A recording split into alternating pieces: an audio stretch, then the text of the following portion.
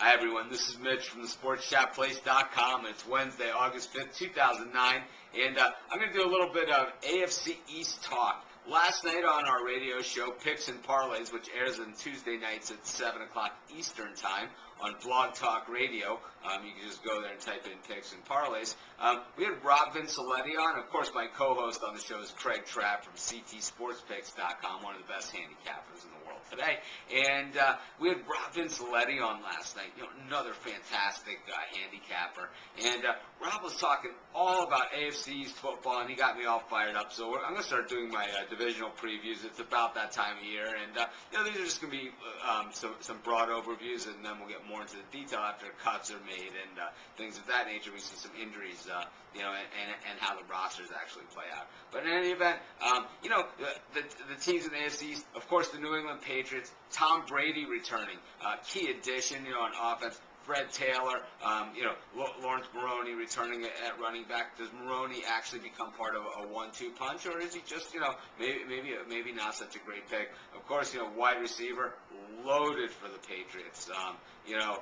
Randy Moss, it pretty much says it all. The defense for the Patriots, they've gotten faster, they've gotten younger, they've gotten better, and the Patriots probably the favorite to go to the Super Bowl this year.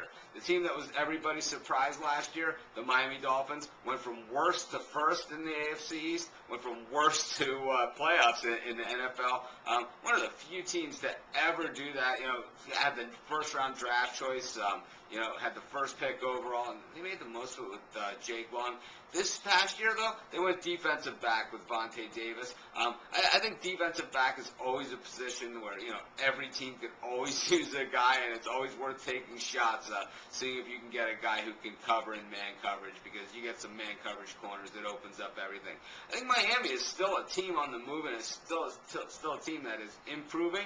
Whether, they can repeat last year's success, I'm not sure, but, with the Bill Parcells, organization, you're going to get a team that plays solid and plays to the best ability, or those players that don't will be gone and will be gone in a hurry. And I look for Miami to be a very, very tough team this year.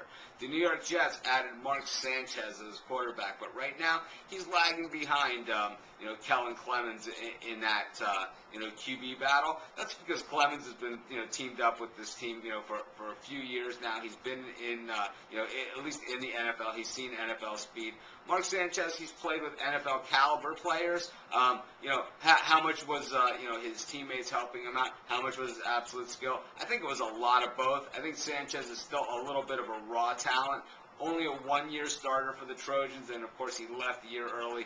Pete Carroll wasn't so sure that Sanchez, should have left, this year. And Pete Carroll wasn't saying that because he needed Sanchez back. He was saying that more because maybe he thought that Sanchez really wasn't ready. And, maybe he's not. Maybe it takes him a little time to get ready. But this kid has all the tools, and I really love the trade that the Jets made to get him. Thomas Jones is back in the backfield, and, Sean Green was drafted out of Iowa, so it's just a matter of time before he makes his impact. Of course, the Jets on the defensive side of the ball, I think they've just been inconsistent over the years, and it's, in order for the Jets to really get to that next level, the one time they did, seem to be an actual contender, under Bill Parcells, is when they played the best and most solid defense, something that it's going to take every bit of, especially in their division, and especially with the schedule that they play this year. The Buffalo Bills added Terrell Owens to their roster, and Marshawn Lynch is actually suspended. Their best running back, and one of their best players on their whole team. So the offense is in a bit of shambles. Buffalo always has a pretty good defense, usually led by a decent linebacking core. Aside from Owens on offense, Lee Evans on the other side. So wide receiver, they have some threats. They have a decent quarterback. They play in a rough division. They play in rough weather up there in Buffalo, up in Rich Stadium, and they have some rough fans too, so that always helps them out. I think Buffalo will surprise some people. I think they're going to play some people tough. Rob Vincelletti on the show picked them at about a 6-10 team on the season.